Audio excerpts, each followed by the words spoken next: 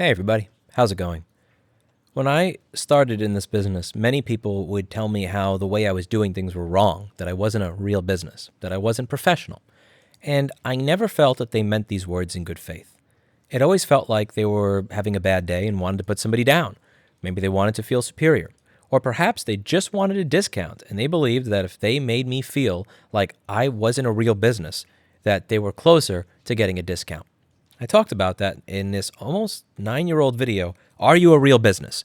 And the point of this video is that you are not a real business because you have an office or a receptionist or a business license. You can be a real business without a business license, working out of your apartment, answering the phone yourself because you don't have anybody to answer it because you don't have enough money to pay somebody to answer it yet. What makes you a real business is that you care about your customers. You care about the products and services that you provide them. You care about being the best in your craft that you can be, and you take care of your customers when they have a problem. That's what makes you a real business above anything else.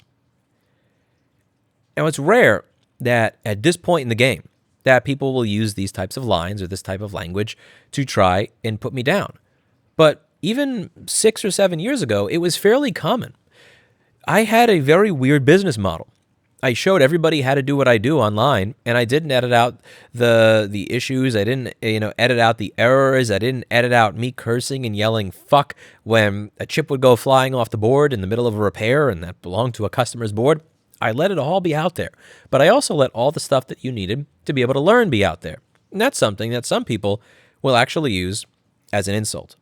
Usually it's in trash places of the internet like MacRumors, but something like this. This is referring to me.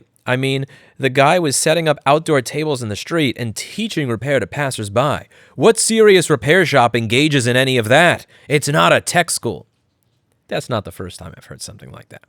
That's not the first time somebody's tried to take the fact that I teach people how to do my job for free on a regular basis, whether it's through 600 plus YouTube videos teaching how to do it, a repair wiki where I explain everything, a 150-page guide, or actually letting anybody into my office, any Tom, Dick, or Harry on the days that I announce it, show up, bring the stuff that they've screwed up, and I will help them fix it, or I will let them fix it themselves on my equipment. I don't do this work outside. I actually am at the point where I pay well over $8,000 a month regularly for a repair shop so I can do this stuff indoors. But it's very interesting because this just so happens to coincide with another common criticism of my business model, which is that you can't expect to be able to pay people enough that they'll be able to do this type of work. The labor costs are going to be too high. How are you going? Again, this is just one post going over the issue in terms of how are you going to, spend time sourcing these parts, how much.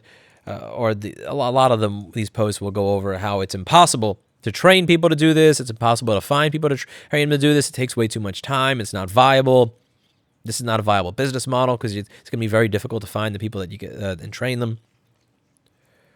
And one of the things that I find is that one of the most profitable things you could do is often just being a good person, sharing information, showing people how to do something for free. Believe it or not, showing people how to fix things themselves for free is not something that I consider a slur.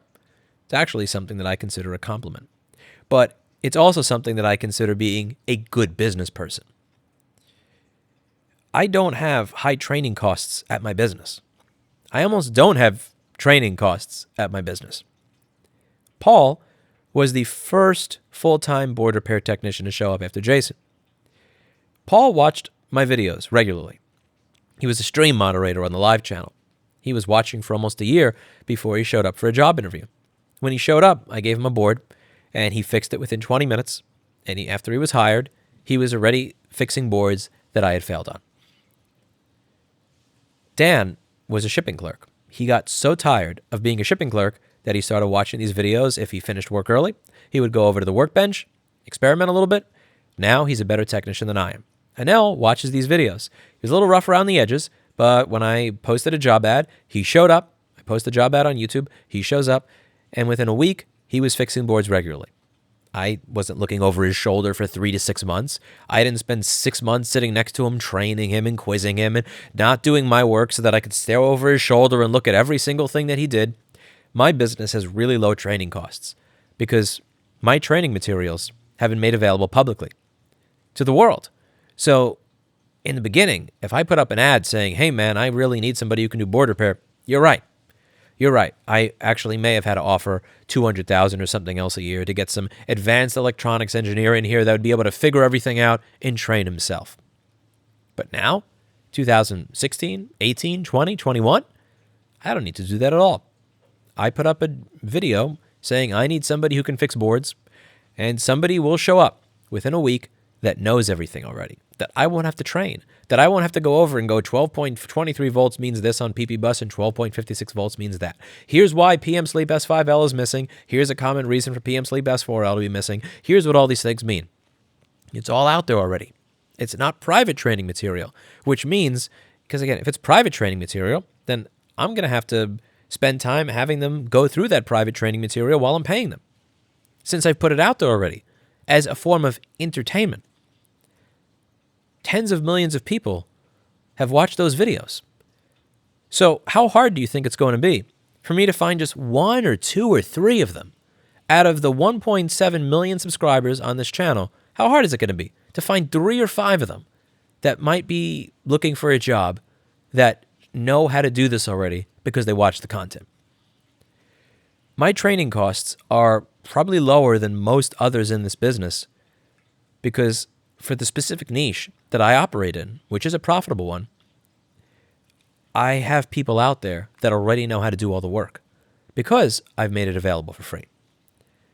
I find that very often when people are debating whether they should do the greedy thing, the good thing, the generous thing, the bad thing, that one of the cheapest things that you could do in life and in business actually coincides with being a good person. And it's something that I would want to encourage you all to do as well. There's this idea in this business that if you share information, your business will go under. You won't have as much business. It'll go away. I don't know how large this, what used to be a 1 or 2 man repair shop, has to grow before people stop believing that. I've been working with people to make more guides available for more different types of repairs. This is the iPhone 7, fairly detailed one. iPhone 8 guide over here, pretty detailed. We're getting up to the iPhone 10 over here. Nice little detailed guide, iPhone 10R, and so on and so forth. And I would like to continue building for all different types of popular consumer electronics that are used regularly, that don't have guides like this, but that have people out there somewhere that are experts at it. I want you to think about what it was like when you were first working on this stuff, till 3 or 4 or 5 in the morning trying to figure it out. How miserable it was, banging your head against the wall trying to figure out a solution. And how awesome it could feel to know that the work that you're doing might make it easier for somebody else out there to avoid what you were going through. You know, what I find is that you have these people, there's often two different types of people. Like A, I got bullied, therefore I will bully others. B, I was bullied, therefore I will go out of my way to never be a bully for the rest of my life. And in the repair industry, there's often 2 types of people. I had to figure it out when there was no information anywhere, so I'm not giving anybody anything, none of the tricks that I figure out as I go. They got to learn it themselves. Or B, I had to figure all this crap out myself on dark corners of the internet using really questionable information. So once I figure this stuff out, I'm going to share it with everybody so nobody has to go through that again. I strongly encourage you to be part of the latter. I strongly encourage you to do the exact opposite of what gentlemen like this suggest is the, quote, professional or serious repair shop thing to do. I encourage you to share as much information as you can with as many people as possible. Often, the cheapest route that you can take, the most profitable route that you can take, is simply being a good human being.